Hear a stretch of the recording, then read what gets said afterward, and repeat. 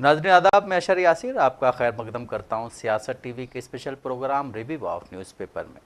सियासत आपके लिए लेकर आया है अखबार से रिलेटेड एक ऐसा प्रोग्राम जिसमें हम आपको आज के अखबारात की अहम खबरों के बारे में बताएंगे। इसमें लोकल, नेशनल और इंटरनेशनल खबरों पर डिस्कशन करेंगे और आपको अहम खबरों की जानकारी देंगे। हम इस प्रोग्राम में हर इंपॉर्टेंट खबर पर रोशनी डालेंगे, चाहे वो लोकल हो, नेशनल हो या फिर इंटरनेशनल। इस प्रोग्राम में हर खबर की तह तक जाएंगे, क्योंकि कुछ खबरें अखबार की महज सुर्खियां बनकर रह जाती हैं या फिर टीवी पर उनको दो मिनट का ही वक्त मिल पाता है, लेकिन हम आपको उन खबरों के बारे में तफसील से बताएंगे। इसी के साथ हमारे साथ मौजूद हैं हमारे साथी शाहिद उमैर। शाहिद, आपका खैर मकदम है। जी शुक्रिया। शाहिद, सबसे पहले खबर ये है कि तेलंगाना सरकार ने एक व्यापक कदम उठाते हुए तेलंगाना में जातीय जनगणना शुरू कर दी है। जातीय जनगणना शुरू होने के बाद अभी महाराष्ट्र में इलेक्शन होने हैं और झारखंड में इलेक्शन हो रहे हैं। पहला फेज निपट गया है। वहाँ भी कांग्रेस पार्टी ये कह रही है कि हम यहाँ पे भी जातीय जनगणना कराएंगे। अब इसको लेकर के यहाँ के जो सीएम है रेवंत रेड्डी, उन्होंने कहा है कि कांग्रेस कोटा पूरा, जो यहाँ बोलते हैं ना अरे अभ्यर्थी एक वो होता है कोटा होता है, इसका 50% सीमा को तोड़कर राजनीति, एजुकेशन और एम्प्लॉयमेंट जो वो होगा रिजर्वेशन, वो देने के लिए सेंट्रल गवर्नमेंट को नेक्स्ट ईयर से जो शुरू कर रही है सेंट्रल गवर्नमेंट, ये अपनी शुरू कर रही है ना जनगणना,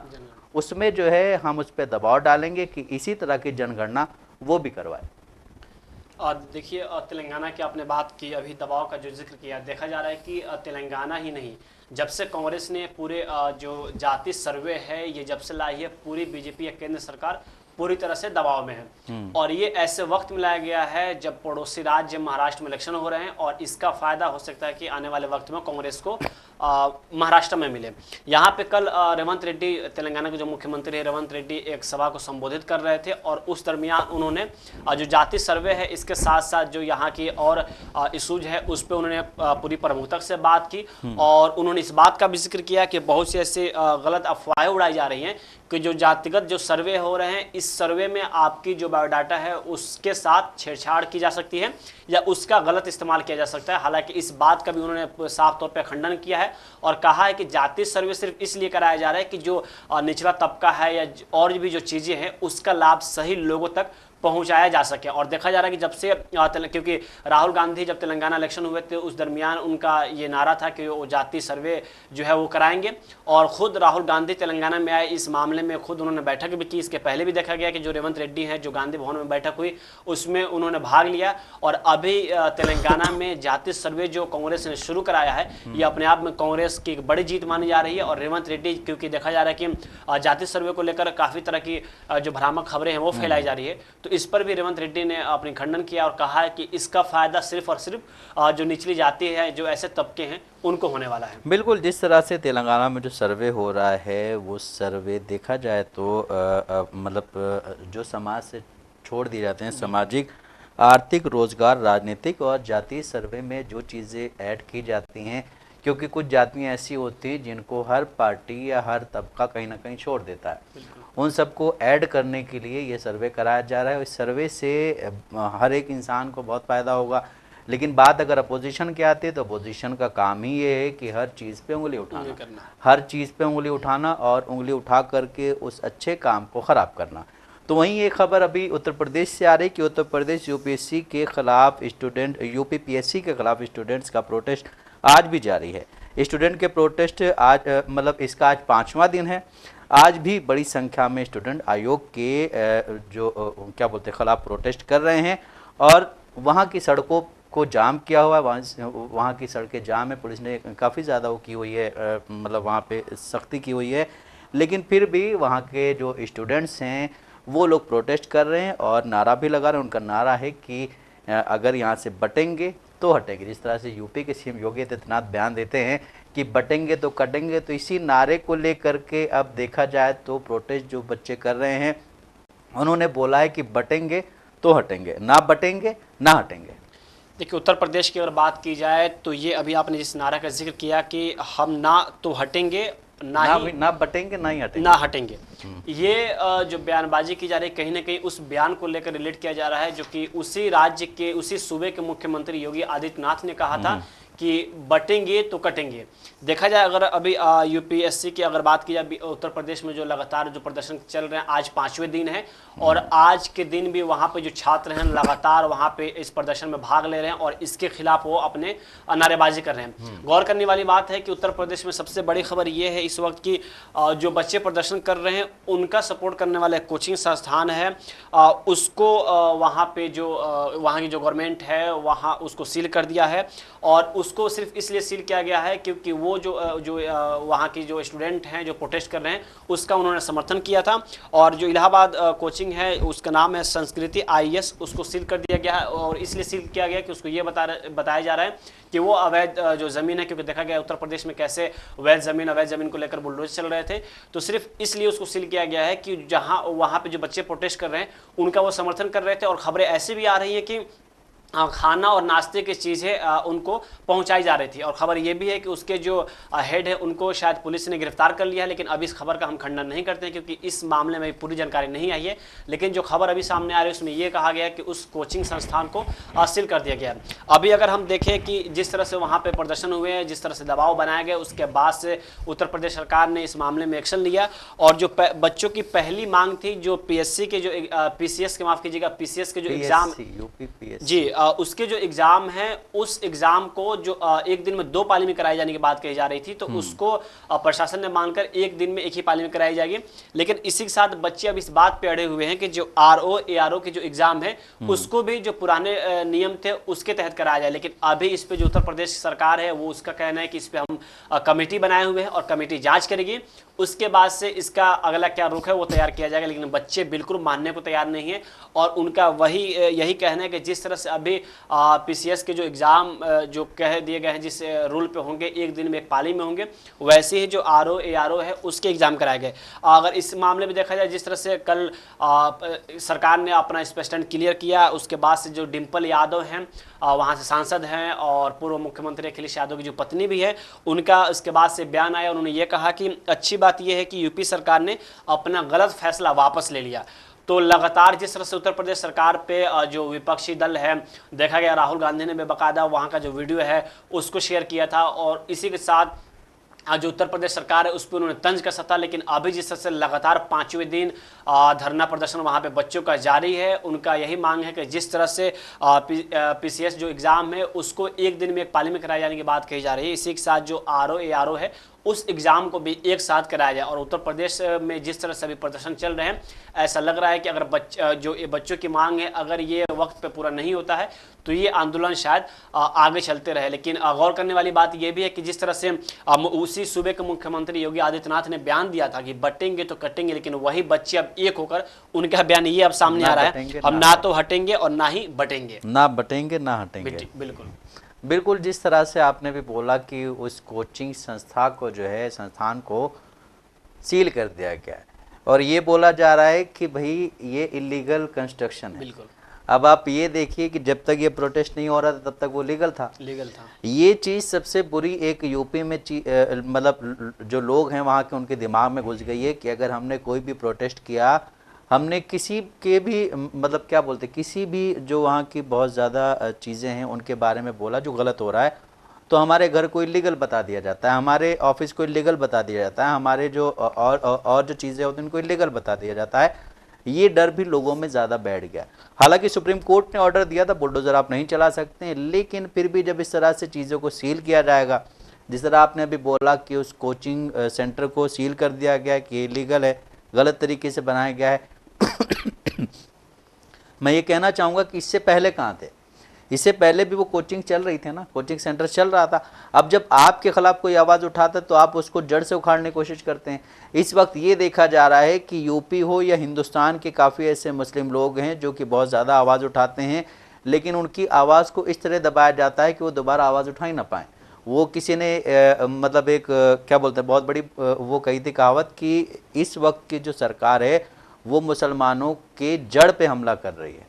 और जिस तरह से इस वक्त चीज़ें सामने आ रही हैं, कोचिंग संस्था है जो आपके खिलाफ आवाज़ उठा रही है, मतलब जो लोग आपके खिलाफ आवाज़ उठा रहे हैं वो उनका सपोर्ट कर रही है, तो आप उसको इलीगल बता के सील कर रहे हैं। इसी तरह अगर कोई और चीज़ होती तो भी आप वहाँ पे अब तो शुक्र है कि सुप्रीम कोर्ट ने बुलडोज़र पे बैन लगा दिया, वरना तो आप पहुँच गए होते बुलडोज़र लेकर के। देखा गया कि उत्तर प्रदेश में अभी जो बच्चे लगातार आज 5वें दिन जो प्रदर्शन कर रहे हैं, अगर यही सेम सिचुएशन किसी और राज्य में हुई होती और वहां पे भाजपा की गवर्नमेंट नहीं होती तो अभी तक आप देखते कि कैसे केंद्र सरकार में जो बड़े बड़े नेता हैं उनकी उस पर प्रतिक्रिया सामने आती है। लेकिन जिस तरह से लगातार 5 दिनों से बच्चे प्रदर्शन कर रहे हैं, देखा गया कैसे नीट का मामला जो सामने आया था उसमें भी कैसे बच्चे लगातार कई दिनों तक प्रदर्शन किए। अभी जो उत्तर प्रदेश, अगर उत्तर प्रदेश में बात की जाए तो उत्तर प्रदेश इस देश का सबसे बड़ा राज्य है जहां पे जनसंख्या सबसे ज्यादा है। वहां पे करीब 20 करोड़ की आबादी बताई जाती है और वही उत्तर प्रदेश है जहां पे कई ऐसे मामले सामने हैं जब पेपर लीक के मामले लगातार सामने आ रहे थे। इस बीच कुछ ऐसे मामले सामने अभी हाल ही में नहीं आ रहे हैं कि पेपर लीक, लेकिन अभी जिस तरह से बच्चे प्रदर्शन कर रहे हैं उनको कहीं ना कहीं इस बात का भी डर है कि पेपर लीक की जो घटनाएं लगातार बढ़ती जा रही हैं वो ना हो, क्योंकि बच्चे लगातार कई सालों से मेहनत करते हैं और अचानक जब एग्जाम खत्म होने के बाद पता ये चलता है कि पेपर लीक हो गया तो उनके सारे सपने अधूरे रह जाते हैं। लेकिन अभी जिस तरह से वहां पे वीडियो में भी देखा गया कैसे जो बच्चे प्रदर्शन कर रहे हैं उनके सामने जो बैरिकेड्स है वो लगाए गए हैं, जो प्रशासन है वो पूरी तरह से उनको रोकने की कोशिश कर रही है लेकिन बच्चे उसको तोड़कर आगे जाने की कोशिश कर रहे हैं। और बच्चे उत्तर प्रदेश की अगर बात करें तो वहां पे सिर्फ उनकी मांग यही है कि जो पीसीएस है और इसी के साथ जो आरओ एआरओ है उसकी जो एग्जाम है वो जिससे पहले पैटर्न में थे उस पे कराई जाए। लेकिन उत्तर प्रदेश की जो अभी सरकार है वो लगातार इस पर खामोशी अख्तियार की हुई है और जब दबाव बने, जब प्रदर्शन जो बड़े पैमाने पे जब आंदोलन शुरू हुए उसके बाद से सूबे के मुख्यमंत्री ने एक बयान जारी किया और अभी उन्होंने आरओ और एआरओ पे जो कमेटी बनाने की बात कही है इस पे बच्चों की पूरी तरह से उम्मीद नहीं लग रही है कि उनके बिल्कुल जिस तरह से उत्तर प्रदेश के सीएम योगी आदित्यनाथ अपने आप को संत कहते हैं, अपने आप को योगी कहते हैं, उनका ये कहना होता है कि हमारे राज्य में कुछ भी ऐसा नहीं हो रहा है, हमारे राज्य में जो भी हो रहा है सारी चीज़ें अच्छी हो रही हैं। अभी कल की एक खबर है कि एक हस्बैंड वाइफ ट्रेन में सफ़र कर रहे थे, उसी बीच ट्रेन में किसी ने उस महिला के साथ, मतलब जो उनकी वाइफ थी उस बंदे की, उसके साथ जो है वो की क्या बोलते हैं, उसके साथ छेड़छाड़ की। अब ये बताइए कि चलती ट्रेन में भी कोई सेफ़ नहीं है, ना आप रोड पे सेफ़ हैं, तो आप कहाँ पे सेफ़ होंगे। आप स्कूल जाते हैं वहाँ पे जब आप रास्ते में जा रहे हैं तो उन मतलब जो वो हैं बच्चियाँ हैं उनके साथ कुछ छेड़छाड़ कर दी जाती है। इन सब चीज़ों के बारे में मेन स्ट्रीम मीडिया जो है वो यूपी के बारे में ख़ास करके आवाज़ नहीं उठाता, और अगर यूपी के बारे में आवाज़ भी उठाता है तो वो उसका ठीकरा किसी एक पार्टी पे फोड़ता है या किसी एक धर्म विशेष पे फोड़ता है। कभी भी यूपी सरकार पे आप देखिए, जब से योगी आदित्यनाथ की उत्तर प्रदेश में सरकार बनी है, सीधे तौर पे यूपी सरकार पे उन्होंने कोई भी हमला नहीं किया है। वहीं अगर ये मामले कहीं और होते हैं जहाँ पे बीजेपी का राज्य नहीं होता है तो वहाँ पे सीधे वहाँ के जो मुख्यमंत्री होते हैं उन पे ये चीज़ें उठाई जाती हैं, उन पे ये मतलब क्या बोलते हैं, उनको बोला जाता है कि आप इस पे इस्तीफ़ा दीजिए। लेकिन उत्तर प्रदेश में जब से सीएम योगी आदित्यनाथ मुख्यमंत्री बन के आए हैं 2017 से, तब से अब तक कितनी बड़ी बड़ी घटनाएं हो गई हैं देश में। इस वक्त ख़ास कर जो देश की वो हैं, देश में इस वक्त ट्रेन हादसे बहुत हो रहे हैं। आप हर रोज़ देख लीजिए कहीं ना कहीं कोई ना कोई ट्रेन हादसा हुआ होता है। जान माल का नुकसान ना भी हो लेकिन ट्रेन का नुकसान तो होता है। ट्रेन डीरेल हो जाती है, ट्रेन कहीं मतलब कुछ हो जाता है, कहीं कुछ हो जाता है, चाहे वो माल गाड़ी हो या पैसेंजर ट्रेन हो या कुछ भी हो। इन सब चीज़ों पे मेन स्ट्रीम मीडिया हो या हमारे नेता हों, उनको बोलना चाहिए। देश में आपने बोला अभी जिस तरह से कि उत्तर प्रदेश की जो जनसंख्या है वो बहुत बड़ी है, लेकिन साथ ही आप ये भी बोले कि उत्तर प्रदेश की जनसंख्या बड़ी लेकिन उत्तर प्रदेश में एम्प्लॉयमेंट कितना कम है। बिल्कुल, उत्तर प्रदेश में रोज़गार है नहीं, उस पर कोई बात नहीं करता है। अभी 2017 में जब योगी की सरकार बनी, उससे पहले बीजेपी आई थी, वहाँ जब वहाँ पे वो हो रहा था प्रचार, तो बीजेपी कहती कि हम इस राज्य को नंबर 1 राज्य बना देंगे, जिस तरह वो हर जगह बोलते हैं कि गुजरात मॉडल का जिक्र किया जा रहा है। गुजरात मॉडल और वही उत्तर प्रदेश है जहां के लोकसभा सीट से इस देश के प्रधानमंत्री आते हैं। बिल्कुल, वाराणसी से। उस उत्तर प्रदेश का ये हाल है तो आप समझ सकते हैं जिस गुजरात मॉडल, और गुजरात मॉडल का जब जिक्र किया जा रहा था, फिर हाल ही में ऐसी तस्वीरें गुजरात से आ रही थी कि देखा जा रहा था कैसे वहाँ पे जो रोड हैं, वहाँ पे हाल ही में जो रोड बने उसमें कैसे गड्ढे खुद गए हैं, पानी की क्या वहाँ पे हालत है, जर्जर स्थिति बनी हुई है। उसके बाद से बीजेपी का नारा जो गुजरात मॉडल है अभी वो धीमी पड़ी, लेकिन वही उत्तर प्रदेश है जहाँ से इस देश के मुख्य प्रधानमंत्री आते हैं, और उस उत्तर प्रदेश का जब ये हाल है तो आप समझ सकते हैं बाकी राज्यों का क्या हाल होगा। उस उत्तर प्रदेश में आपका मतलब उस उत्तर प्रदेश ने आपको प्रधानमंत्री दिए हैं कई सारे, ठीक है। आपने गुजरात मॉडल का जिक्र किया। गुजरात मॉडल में आपने ये देखा है कि जब भी कोई विदेश से कोई आता है, कोई बड़ा, डोनाल्ड ट्रंप साहब जीत गए हैं अमेरिका में, तो हो सकता है उनको बुलाया जाए यहाँ पे। तो जब वो आएंगे तो आप देखिएगा कि रोड के साइड में दीवारें खड़ी कर दी जाती हैं या पर्दे लगा दिए जाते हैं, क्योंकि आप हमारी जो गरीबी है उसको ना देखें। भाई साहब, हिंदुस्तान है, हिंदुस्तान में अगर आप ये कह रहे हैं कि गरीबी नहीं होगी तो आपकी जनसंख्या इतनी ज़्यादा है, आप सबको वो दें, रोज़गार दें। आपके बच्चे जो हैं वो बाहर पढ़ते हैं, लेकिन वही जिसको आप बोलते हैं कि आप धर्म की रक्षा करें, उनके बच्चे कहाँ पढ़ रहे हैं? वो बच्चे कहाँ हैं? वो बच्चे या तो मतलब आपके साथ जा रहे हैं प्रोटेस्ट में कुछ झगड़ा हो रहा है तो वही बेचारे पिट रहे हैं, आप तो साइड में हैं क्योंकि आपके पास आपके साथ सिक्योरिटी है, उनकी कोई सिक्योरिटी नहीं है। लेकिन फिर भी इस देश में अगर हर इंसान रोज़गार पे बात नहीं करेगा, अपने नेताओं से शिक्षा पे बात नहीं करेगा, अपने नेताओं से महंगाई पे बात नहीं करेगा, अपने नेताओं से घर, जो हर इंसान की ख्वाहिश होती है कि हमारा एक घर होना चाहिए, उस पर बात नहीं करेगा, क्योंकि अगर आपके पास रोज़गार आएगा तो आप महंगाई से भी लड़ सकते हैं, आप हर चीज़ से लड़ सकते हैं। लेकिन अगर आपके पास रोज़गार ही नहीं आएगा तो आप क्या करेंगे? इसी बीच हम चलते हैं महाराष्ट्र विधानसभा चुनाव प्रचार के दौरान यूपी के सीएम योगी आदित्यनाथ ने हिंदू वोटर्स को एकजुट करने के लिए बटेंगे तो कटेंगे का नारा दिया। देश के प्रधानमंत्री नरेंद्र मोदी ने योगी के नारे को आगे बढ़ाया और कहा कि एकजुट रहेंगे तो सेफ रहेंगे। लेकिन महायुति के नेता और फॉर्मर सीएम अशोक चौहान, अजीत पवार और पंकजा मुंडे ने इस नारे से क्या बोलते हैं, बना लिए दूरी, पूरी तरह से दूरी बना ली और साफ ये बोल दिया है कि भाई हम इस नारे के खिलाफ हैं, महाराष्ट्र इस पर विश्वास नहीं करता है। अब इस बयान पर महायुति के नेता खुद ही सफाई दे रहे हैं और ये कहा जा रहा है कि ये नारा जो है ये योगी आदित्यनाथ का नारा है, ये योगी आदित्यनाथ ने यहाँ में दिया है, ये योगी आदित्यनाथ ने महाराष्ट्र में दिया है। अब इस नारे पर पंकजा मुंडे का ये कहना है कि हम इस नारे के खिलाफ हैं, क्योंकि ये नारा हमारी संस्कृति जो है महाराष्ट्र की या हमारे देश की संस्कृति जो है इसके खिलाफ है। तो आप ये बताइए शाहिद कि एक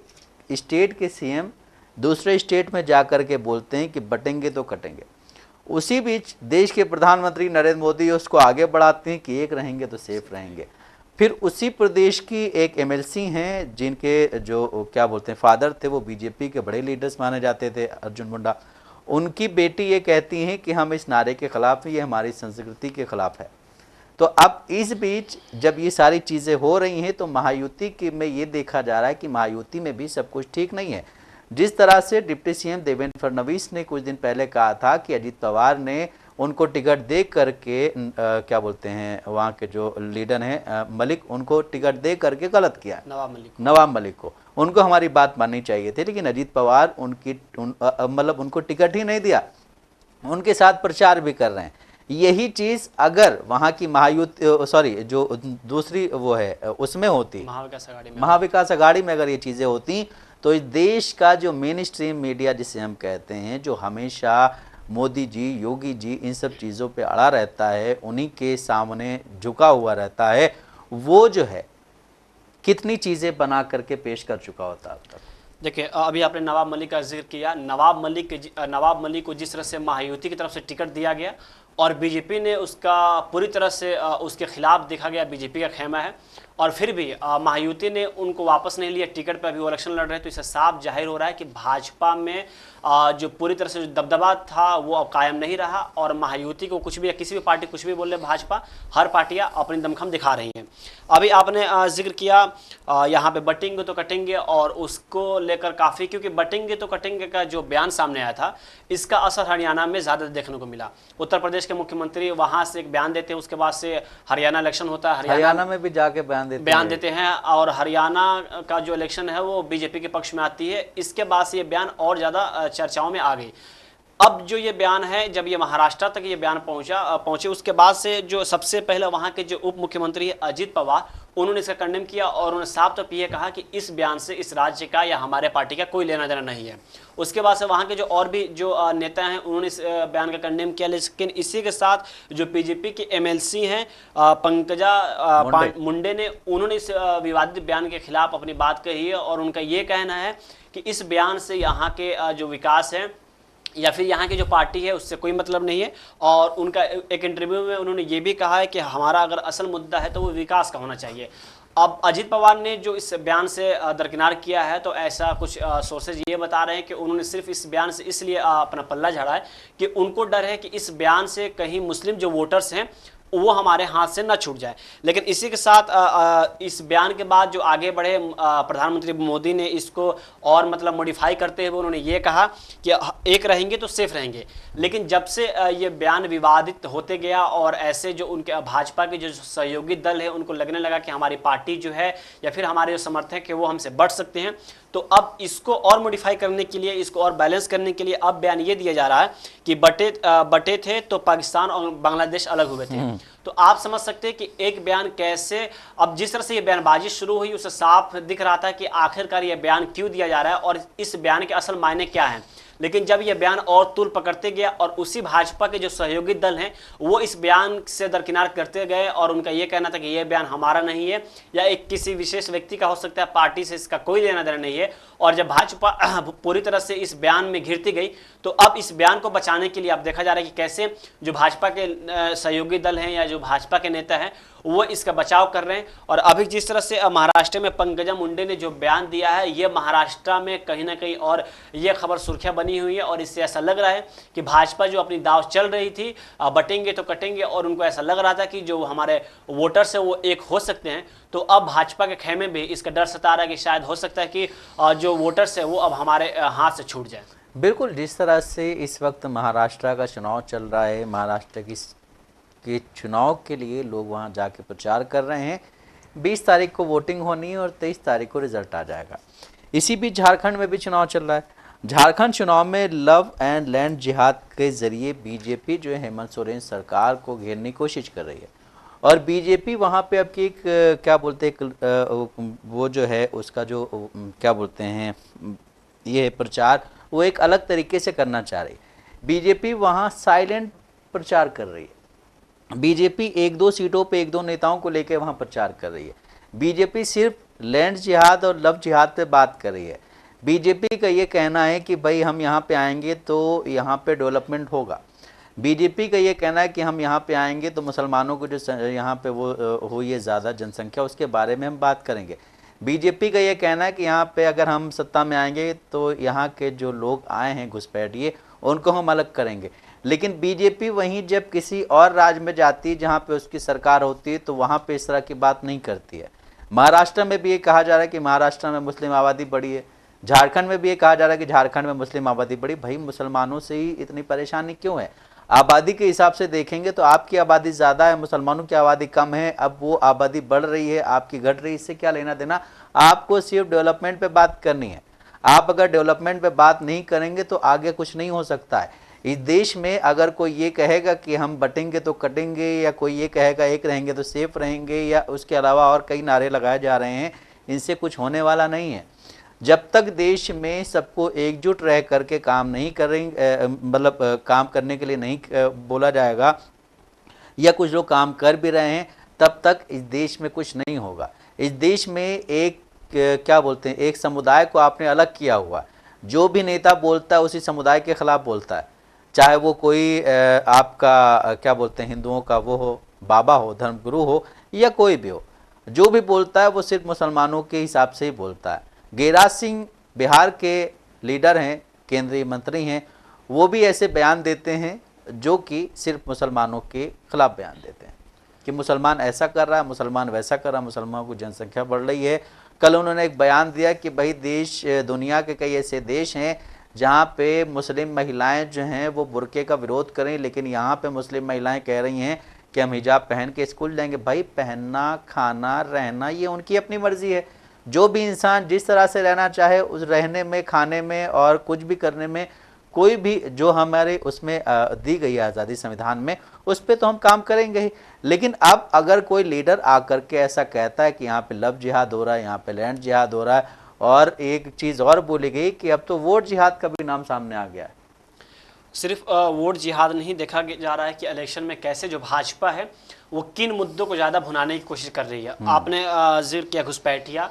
आबादी, देखा गया कि प्रधानमंत्री मोदी के मुंह से मंगलसूत्र और बकरी जैसे शब्द निकले। इसी के साथ साथ जो वोट है, वोट जिहाद का भी जिक्र किया जा रहा है। तो ये कोई नई चीज़ नहीं है भाजपा के लिए। अभी आपने झारखंड का जिक्र किया, देखा गया कि इलेक्शन से पहले किस तरह से भाजपा जो झारखंड की जो सत्ता है उस सत्ता को छीनने की पूरी तरह से कवायद में जुटी हुई थी। लेकिन हेमंत सोरेन ने हार नहीं मानी और चंपई सोरेन को जेल में रहते हुए, जिनको मुख्यमंत्री उसने बनाया अपनी पत्नी को छोड़कर, लेकिन चंपई सोरेन हार मान गए थे, हार मान गए और बाद में उन्होंने भाजपा का दामन थाम लिया। लेकिन भाजपा जिस तरह से अभी वहां पे पूरी तरह से कमर कसी हुई, ऐसा लगता नहीं है कि वहां पे भाजपा के लिए राह सारी आसान है। और वहां पे देखा जाए तो अभी हेमंत सोरेन की बात की जाए तो वहां पे कांग्रेस और राजद और चंपई इंडिया गठबंधन जो है, इंडिया गठबंधन जो है वो पूरी मजबूती के साथ इलेक्शन लड़ रही है। भाजपा पूरी तरह से इस कवायद में लगी हुई है कि वहां की जो गद्दी है किसी भी तरह से हमारे हाथ में चली है। और भाजपा जिस तरह से झारखंड का जो इलेक्शन है उसको आम बताने की कोशिश कर रही थी, और भाजपा खुद को ये बताने की कोशिश कर रही थी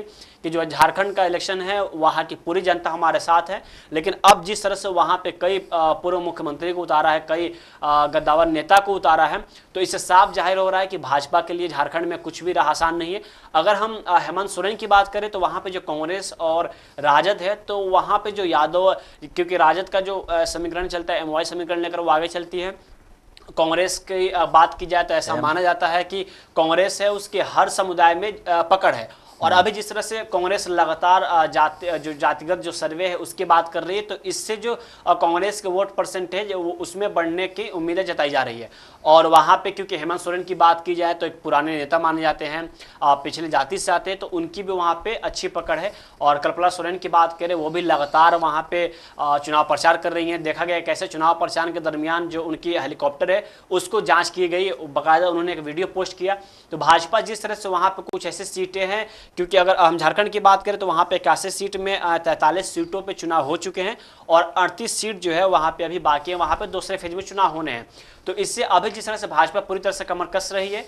तो भाजपा को ऐसा लग रहा है कि शायद जो इलेक्शन जो पहले फेज में हो चुके हैं उसमें भाजपा को कहीं ना कहीं कुछ ऐसी सीटें हो सकती है जहाँ पे उसको लग रहा है कि हमारी जो ये सीट है हमारे हाथ से जा रही है। इसीलिए जो दूसरे फेज है उस इलेक्शन को जीतने के लिए पूरी तरह से जो भाजपा है वहाँ पे कमर कस रही है। और यही वजह है कि जो लेकिन अगर हम जेएमएम की बात करें तो उसको भी अपने उम्मीदवारों को लेकर डर सता रहा है। जो सूत्रों की माने तो वहाँ पे जो सोर्सेस से न्यूज आ रही है उसमें ये कहा जा रहा है कि जो जेएमएम है उसको जो कांग्रेस और जो वहाँ राजद है उसके जो उम्मीदवार है उसको लेकर उसको खुद के पार्टियों के अंदर डर ज़्यादा सता रहा है। देखिए, जब कहीं पे आप अलायंस बनाते हैं तो उसमें कुछ नेताओं के टिकट कटते हैं, कुछ नेताओं को टिकट मिलते हैं, तो अलायंस में ये चीज़ें चलती रहती हैं। इस वक्त सबसे बड़ी चीज़ झारखंड में ये है कि झारखंड में जिस तरह से हेमंत सोरेन काम कर रहे हैं, उन्होंने चंपई सोरेन को मुख्यमंत्री बनाया, बाद में चंपई सोरेन ने ये कहते हुए वो बीजेपी में शामिल हो गए कि देश में दो लोग ऐसे हैं जो देश में काम कर सकते हैं, एक है नरेंद्र मोदी और एक है अमित शाह। बिल्कुल, इस वजह से मैं बीजेपी में आया हूँ। आरएसएस का ये कहना है कि हम देश में हिंदुत्व को आगे बढ़ाना चाहते हैं। वहीं एक चीज़ और मतलब एक खबर और आई है कि उत्तर प्रदेश में बाईपोल में सभी 9 विधानसभा सीटों पर बीजेपी को जीत दिलाने के लिए संघ परिवार ने पूरी तरह से कमर कस ली है। बीजेपी जो है ये जो क्या बोलते हैं, ये है परिवार, संघ परिवार आरएसएस, इसने बीजेपी के नेताओं के साथ एक लखनऊ में मीटिंग की है। उस मीटिंग में सिर्फ जिन सीटों पे बाईपोल होंगे सिर्फ उसी के लिए नहीं, देश में हिंदुओं को एकजुट करने के लिए भी एक रणनीति तैयार की गई है। आरएसएस का ये कहना है कि हम देश में हिंदुओं को एकजुट करेंगे, क्योंकि बहुत सारे ऐसे हिंदू हैं जो अलग अलग पार्टियों के साथ चले जाते हैं, हम उन सबको एकजुट करेंगे। अब अगर यही चीज़ कोई मुसलमान बोल दे तो शायद उसके साथ क्या होगा। जिस तरह से अभी कुछ ऐसे लीडर्स हैं मुसलमानों में जो कि बोलते हैं कि मुसलमान एकजुट होकर के एक पार्टी को वोट करें, लेकिन उनकी बातों को उतना तरजीह नहीं दी जाती। ये बोला जाता है कि सेकुलर देश है और हम सब की अपनी अपनी पसंद है, हम किसी को पसंद करते हो। हम अगर उत्तर प्रदेश की बात करें तो उत्तर प्रदेश में कुछ मुसलमान मायावती को पसंद करते हैं, कुछ मुसलमान जो हैं वो समाजवादी पार्टी को पसंद करते हैं, कुछ मुसलमान कांग्रेस को पसंद करते हैं। तो ये सब की अपनी अपनी चीज़ें चल रही हैं। कुछ मुसलमान जो हैं उनको क्या बोलते हैं जो बीजेपी के साथ चले गए अभी आरएलडी, उसको पसंद करते हैं। इसी तरह से देश में जिस तरह से इस वक्त जो नारे दिए जा रहे हैं, सर अभी हम बात कर रहे थे बटेंगे तो कटेंगे, उसी के तर्ज पे जिस तरह से हमारे पीएम नरेंद्र मोदी जी ने उस नारे को आगे बढ़ाया कि एक रहेंगे तो सेफ रहेंगे, इसी में अब आगे चीज़ों को बढ़ाते हुए आरएसएस ने अपनी कड़ियाँ इधर उधर फैलानी शुरू कर दी हैं कि भाई हम हिंदुस्तान में हिंदुओं को एकजुट करेंगे। और उत्तर प्रदेश में 9 सीटों पे जो बाइपोल इलेक्शन होने हैं उसके लिए उसने कमर कस ली है। उसने यूपी के नेताओं के साथ कल एक बैठक की। उस बैठक में कहा गया है कि जो भी चीज़ें अभी तक हुई थी बीजेपी और आरएसएस में, जो हमने देखा लोकसभा इलेक्शन में कुछ चीज़ें गड़बड़ हुई थी, अब वो हुई थी या उनकी कोई स्ट्रेटजी थी, ये अभी तक सामने नहीं आया है। इस वक्त हम वो सब भूल करके हम लोग एक साथ आएंगे और अपने हिंदुत्व को आगे बढ़ाएंगे और ये जो 9 सीटों पे इलेक्शन हो रहा है इस पे हम जीतेंगे।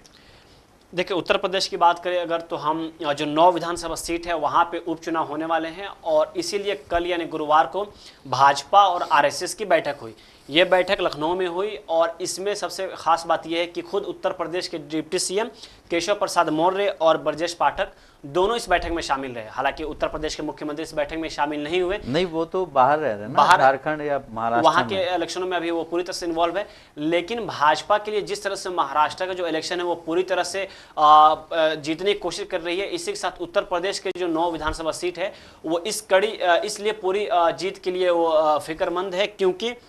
हाल ही के इलेक्शन में देखा गया कि जो लोकसभा इलेक्शन खत्म हुए उसमें किस तरह से उत्तर प्रदेश में भाजपा को करारी हार का सामना करना पड़ा और इसी वजह से जो 9 विधानसभा सीट हैं उत्तर प्रदेश में उसको जीतने के लिए पूरी आरएसएस ने दमखम लगाना शुरू कर दिया और यही वजह है कि लगातार आरएसएस और भाजपा की बैठक हो रही है। हालांकि आरएसएस ने महाराष्ट्र जो इलेक्शन है वहां पर भी बैठक लगातार जारी है उसकी, और महाराष्ट्र में जो इलेक्शन हो रहा है वहां पर भी भाजपा को जिताने के लिए वो पूरी तरह से कमर कस ली है। आरएसएस की कोई पहली बार ये बात नहीं है कि वो भाजपा के लिए चुनाव प्रचार कर रही हो, लेकिन अभी हाल ही के जो इलेक्शन लोकसभा खत्म हुए हैं उसमें देखा गया कि कैसे भाजपा और आरएसएस के बीच कुछ अनबन सामने आई, जिसके बाद से वही उत्तर प्रदेश है जहां से भाजपा को करारी हार का सामना करना पड़ा। लेकिन अब जो 9 विधानसभा सीट हैं वहां पे भाजपा चाह रही कि उसकी 9 विधानसभा सीट जो है वो पूरी तरह से वो जीत हासिल कर सके और इसीलिए वहां पर लगातार जो भाजपा है वो आरएसएस की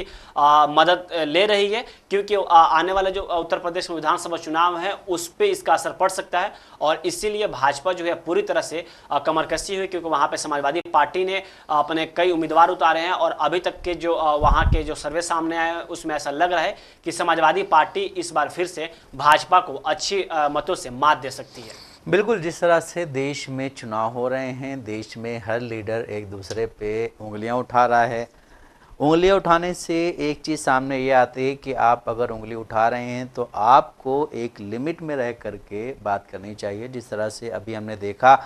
कि महाराष्ट्र के डिप्टी सीएम ने बोला कि ओवैसी तू यहाँ क्या कर रहा है, वही ओवैसी ने फिर कुछ ऐसी बातें बोली हैं जो ये दिखाता है कि इस देश में अगर बात हो तो सिर्फ डेवलपमेंट पे हो, अगर बात हो तो रोज़गार पे हो, अगर बात हो तो हेल्थ पे हो, अगर बात हो तो एजुकेशन पे हो, क्योंकि अगर लोग एजुकेटेड होंगे तो फिर ये जो चीज़ें फैलती रहती हैं देश में जिसमें दंगे फसाद होते हैं और उसमें पिसता कौन है? सिर्फ गरीब वो पिसता है जो जिसके पास ना एजुकेशन है ना रोज़गार है, वो पिसता है। और जो लोग इनको पिसवाने के चक्कर में रहते हैं वो ऊपर बैठ के तालियां बजा रहे होते हैं, फिर वही लोग आपकी लाश पे राजनीति कर रहे होते हैं और आपकी लाश के पास खड़े होकर के ये बोल रहे होते हैं कि हम इसको इतना मुआवजा देंगे, ये करेंगे, वो करेंगे। लेकिन उसके बाद जब वो लाश चली जाती है, बंदा मर जाता है, लाश चली जाती है, उसके बाद उसका क्या होता है, इसके कई सारे उदाहरण जो हैं वो इस देश में अब तक कायम हैं कि जिस वक्त बाबरी मस्जिद का केस हो रहा था उस वक्त जो लोग जा रहे थे वहाँ पे नारे लगाने के लिए, वहाँ पे क्या बोलते हैं उस पर चढ़ाई करने के लिए, तोड़ने के लिए, उस वक्त कुछ लोग ऐसे भी थे जो मर गए थे, लेकिन उनकी आवाज़ सिर्फ उनके घर वालों तक ही सीमित रही थी। उनकी आवाज़ किसी लीडर के पास नहीं पहुंची थी। उनकी आवाज़ उस वक्त के देश के जो सबसे बड़े हिंदुत्व के लीडर थे एल के आडवाणी, उन तक नहीं पहुंची थी। वो अपने घर पे आज भी सेफ बैठे हुए हैं, बीमार हैं, बीजेपी ने उन्हें घर पे बिठा दिया है, लेकिन वो अभी सेफ हैं। बाकी जो फंसे हैं, जिन लोगों की जानें गई हैं, कि किसी का पैर कटा, किसी के हाथ कटे, उसमें जो वो हुआ था, दंगे हुए थे वहाँ पे, उस दौरान वो सारे परेशान हैं। तो इस देश में अगर रहना है, सबको साथ में रहना चाहिए, सबको ये देखना चाहिए कि हमारी वजह से किसी को कोई परेशानी ना हो, हमारे बाजू वाले को, या इस देश में और भी धर्म के लोग रहते हैं उन लोगों को कोई परेशानी ना हो। लेकिन वहीं अगर बात करें हिंदुओं की, तो फिर जब कोई जुलूस जाता है तो मस्जिद के सामने डीजे बजाया जाता है, मस्जिद पे चढ़ के भगवा झंडा फहराया जाता है, तो ये कहीं से भी मान्य नहीं चीज़ें हैं, ये चीज़ें गलत हैं। इन पे राजनेताओं को बोलना चाहिए, इन पे हर एक इंसान को बोलना चाहिए कि अगर अजान हो रही है और आप वहाँ से डीजे लेके जा रहे हैं तो आपका फ़र्ज़ बनता है कि आप उसको वॉल्यूम कम कर लें, बंद ना भी करें लेकिन कम कर लें। वहीं जब ऐसी चीज़ें सामने आती हैं, देश में दंगे होते हैं, तो इस वजह से देश में रहने के लिए सबसे बड़ी चीज़ ये है कि आपको एक साथ एकजुट होकर के रहना है, और ये देश तरक्की जब ही करेगा जब सब एकजुट होकर रहेंगे। तो जैसा कि आपने देखा कि हमने आपको न्यूज़पेपर्स के ज़रिए अहम खबरों से रूबरू कराया। ऐसी ज़रूरी खबरों से रूबरू होने के लिए हमारे साथ इस प्रोग्राम से जुड़े रहें, और अगर आपकी इस प्रोग्राम से रिलेटेड कोई भी राय है तो हमें कमेंट बॉक्स पर ज़रूर लिखें। इसी के साथ हमारा प्रोग्राम ये ख़त्म होता है। मुझे और मेरे साथी शाहिद उमैर को दें इजाज़त। आप बने रहें सियासत टीवी के साथ।